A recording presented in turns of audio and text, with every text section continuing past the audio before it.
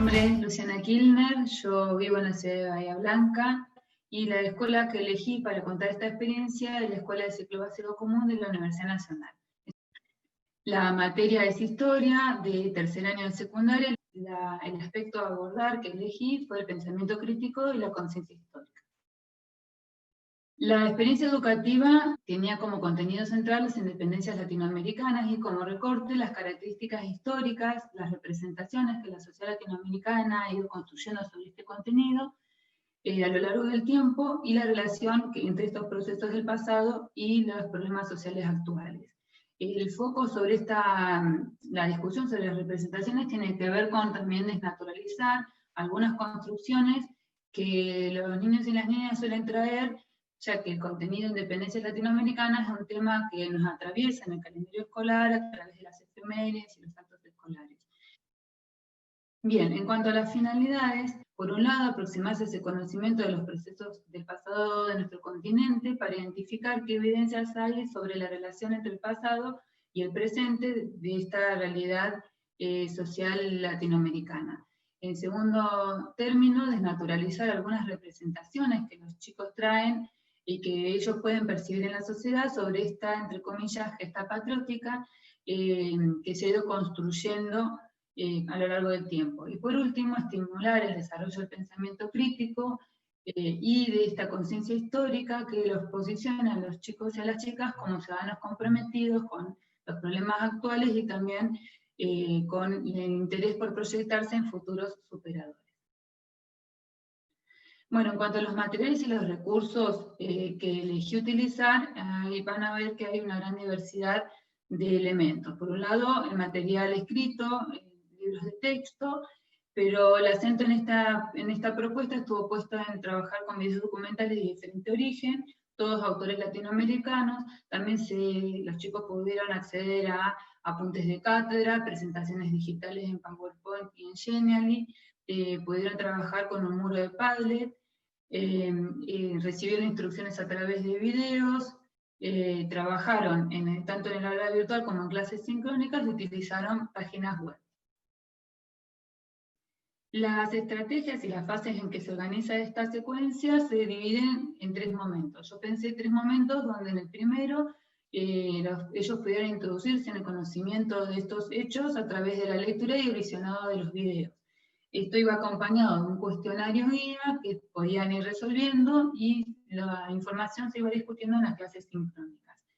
En un segundo momento se los invitó a sistematizar la información que ya habían a la que ya habían tenido acceso a través de la elaboración de redes conceptuales.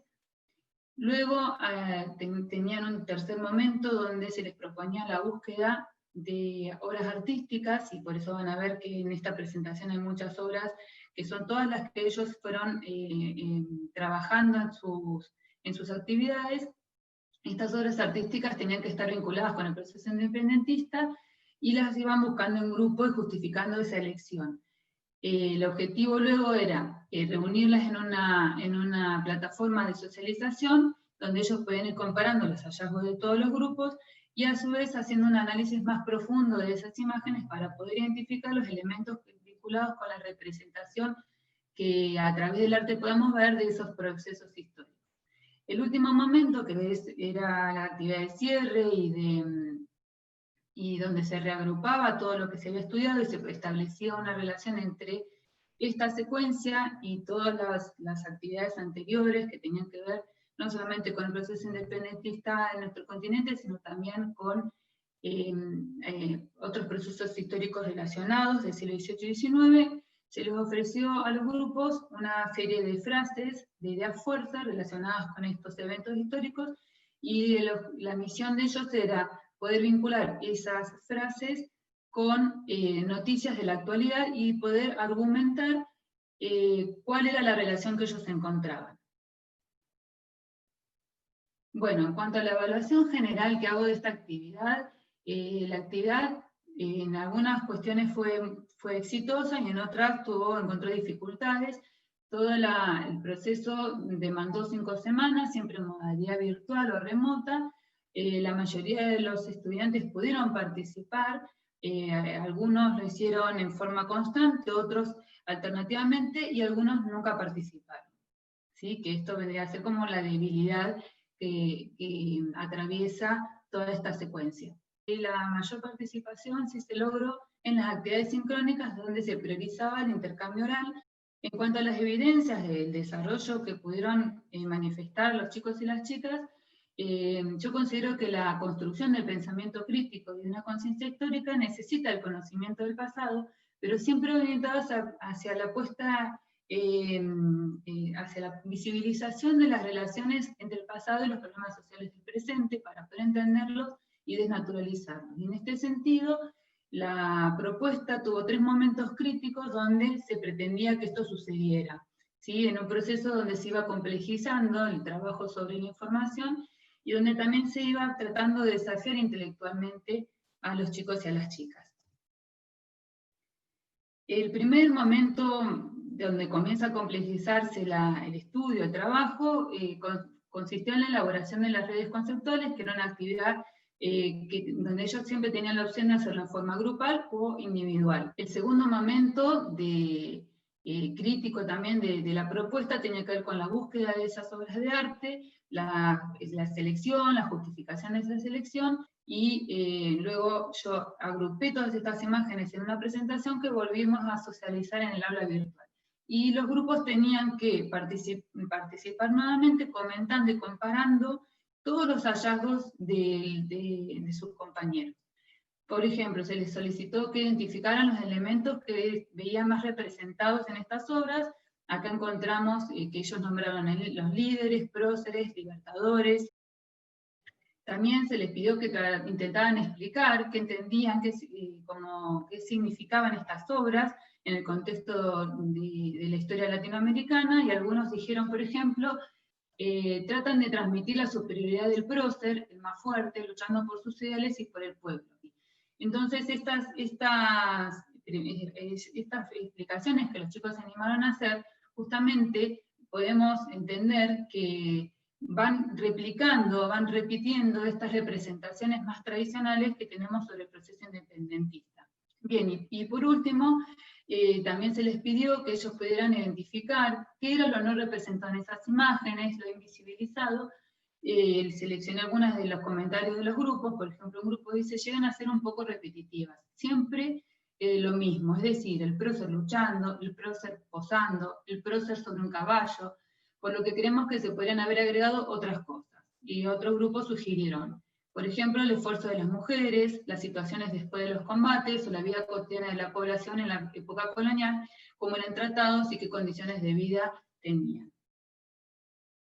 Y el último momento, que tenía que ver con el cierre y con un momento de elaboración de conclusiones, elegí 2 de las frases que se les dieron a los grupos para que trabajaran. Una decía: el trabajo esclavo predominó durante el periodo colonial, y un grupo lo relacionó con una noticia sobre la publicación de un libro sobre una familia afrodescendiente en la provincia de Santa Fe, en Argentina, vinculado con la historia esclavista que había atravesado esa familia y cómo se había silenciado a lo largo del tiempo. En cuanto a qué dificultades y qué desafíos pude yo percibir en este contexto de educación y pandemia, en este grupo en particular había 2 grandes dificultades. Por un lado, establecer un diálogo fluido entre los docentes y la docente y los estudiantes, y por otro lado, estimular la motivación del alumnado. Quiero comentar que yo identifico que esta situación se produce, por un lado, por las carencias materiales y la amenaza desde el punto de vista material del contexto comunicativo, que se ve limitado tanto por la disposición de dispositivos tecnológicos como por el acceso a Internet. Por otro lado, se nota en los chicos que manifiestan una gran desmotivación, poca participación y un escaso interés por vincularse con la escuela, con la docente o con las propuestas.